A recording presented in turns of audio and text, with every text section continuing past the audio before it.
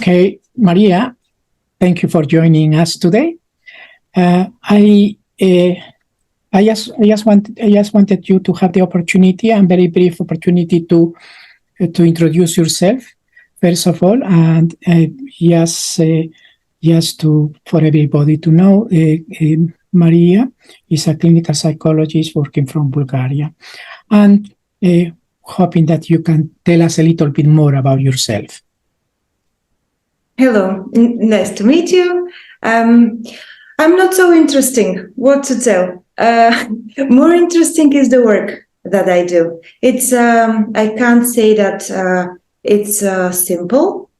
No, it's not. It's very complicated. It's each case is a story to be discovered. And because of that, I don't know if there is one right way to go. I tried to develop my skills in different directions to be able to have more tools, to be more versatile. Mm. Yeah, I understand that you got your clinical psychology credentials from Bulgaria. Tell me a little bit more about that. Yes, so the university is the biggest in Bulgaria. It's called Sofia University. Of course, yeah. Yes, and after the bachelor, which is the basis, I decided to go clinical psychology because at that time I felt that this will deepen the knowledge the most. To be able to meet different clinics, this is what makes a professional understand human nature better. Right. Yeah. Okay. Yeah.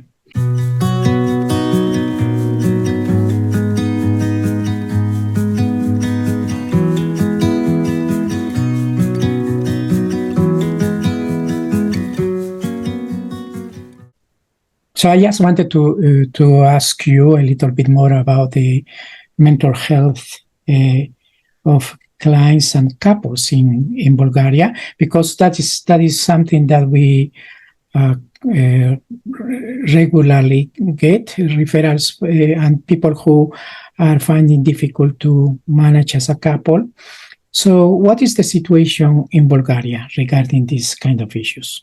In couples therapy, what is the mental health of couples in Bulgaria? I don't know if it's very different from the world, but again, couples, there isn't one right way to be with another person. And as therapy for one person is complicated, a therapy for a couple gets even more because we have many levels of communication, many levels of how people interact. And sometimes there are things that are hidden even from the people in the couple. And by working in therapy, if we have better access to those needs, desires, or even necessities, we can become easier in communication.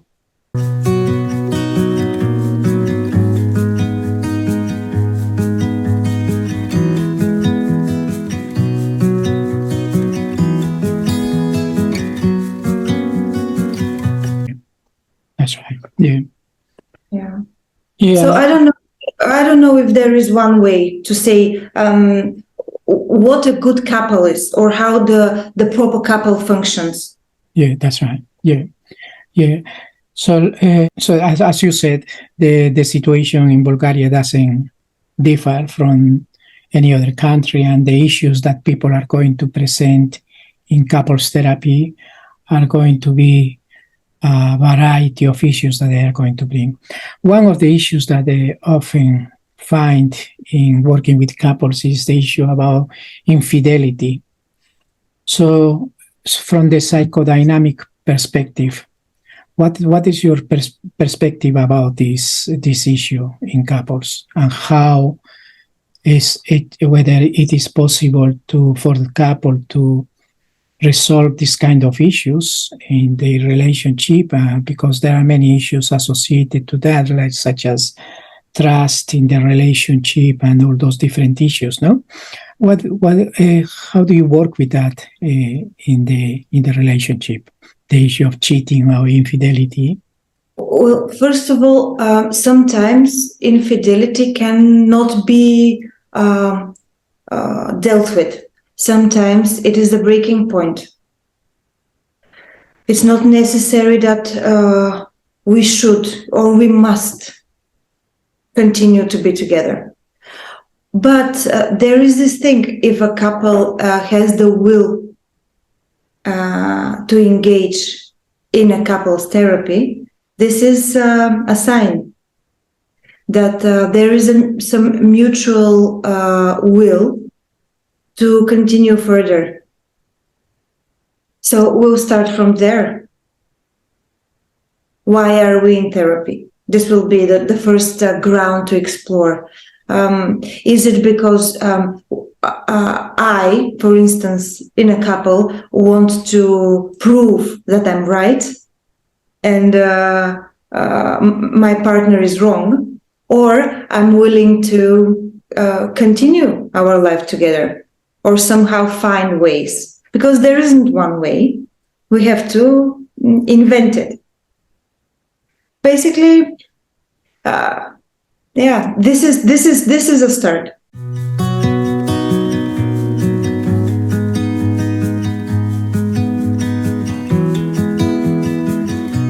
And also there are a lot of projections from each of the members of the couple. No, I guess that all the background issues and the object relationship with that are going to influence the way how they are going to deal with their needs in the relationship, and also how they are going to project on each other their inadequacies and the issues that they are trying to deal with.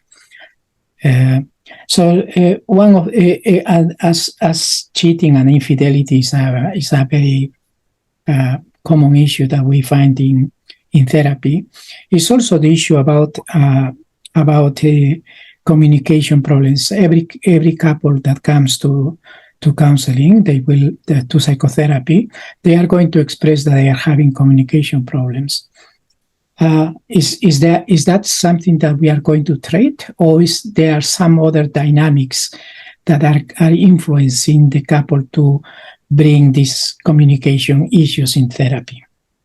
Like in life, we hear what we want to hear.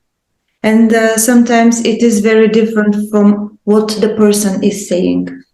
This is what therapists try to build as a main skill, to be able to listen without expectations. And in couples relationship, when things are very dense, usually you don't have this space to really listen to what the other person is saying. And you hear what you expect to hear. And sometimes if there is a third person, the therapist, a witness, he can somehow push the triggers to a communication, to a conversation where we can be heard, or we can be able to hear the other person.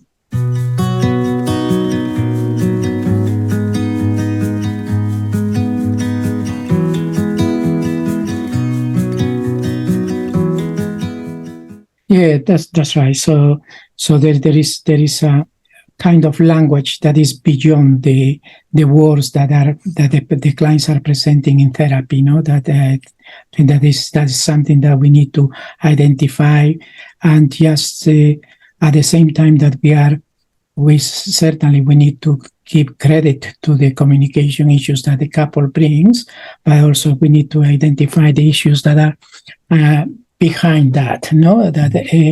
One of the issues also in working with couples is the issues of transference. transference and counter-transference issues. How do you manage your transference issues? Because it is not just one person like individual therapy, but you are getting the transference from two people in the therapeutic relationship. How do you do that? Well, yeah, this is normal, and this is one of the tools for therapy. We want the transfer to happen, but it should be positive. We try to mentor it, but neutrality. This is, I think, this is the key to find a balance, and. Usually, yeah, this is a regular coping strategy to try to win the third person on your side. That's right. Yeah, but this is not going to be effective toward the therapy. So we have to go around this. There is a need behind that. And if we identify this need, maybe we'll be able to find something that's real. Yeah, that's right. Yeah, I think that is also just trying to manage the triangles that can happen in the therapeutic process, no, where anger and guilt are going to be elicited in the therapeutic room, and how you are going to, as you mentioned, be neutral in this process, and the neutrality that is critical in order not to establish coalitions in therapy. And working with couples is also very, very demanding, and sometimes has precipitated stress in the therapist. No, how do you manage your countertransference with clients? How do you manage your countertransference? Yes, each therapist should have his own therapy. That's exactly right. Yeah. Yes, of course, and supervision. We are not allowed to live without that.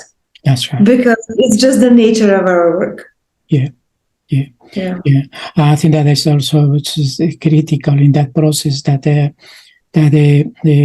all the feelings that we are getting, I think that needs to go somewhere, no? And sometimes we can become overprotective, or we can put walls in our relationship with the client. But however, as you are saying, we need to be able to distance ourselves, and the sense of neutrality that we need to keep in that therapeutic space needs to be critical in order to allow people to manage and being able to articulate their feelings, as well as ourselves being able to talk with somebody and to have our own therapy. That is also very, very important. I think that also the final issue is about confidentiality. No, how important is for you the confidentiality in your work with clients, with couples? This is solid ground. I mean, it's not questionable in any way. That's right. Even in the supervision, when you work with a supervisor on a specific case, you, as a therapist, do everything to protect the personal information of the client.